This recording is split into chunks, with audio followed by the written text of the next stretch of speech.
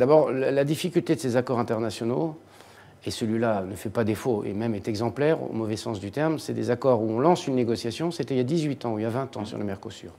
On donne un mandat de négociation à la Commission européenne qui est la seule compétente, il faut quand même dire les choses comme elles se passent, qui est la seule compétente à mener les négociations une fois que le mandat a été donné par les chefs de gouvernement.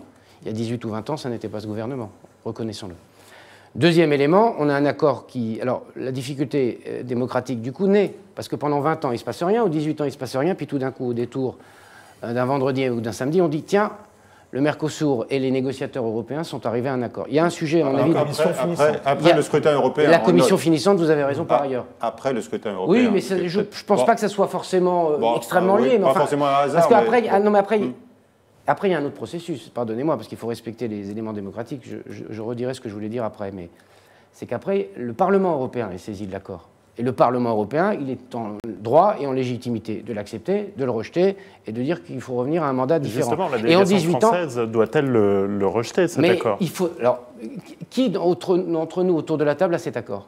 Personne. Donc on va regarder l'accord, je pense qu'il faut regarder les clauses qui sont dedans. En particulier, il y a deux sujets qui me paraissent nécessiter une grande vigilance, c'est le sujet agricole, et deuxièmement, c'est le sujet climatique. C'est en quoi l'accord permet d'avancer sur le sujet climatique et sur le sujet de la biodiversité, en particulier avec le Brésil, sur la question de la déforestation.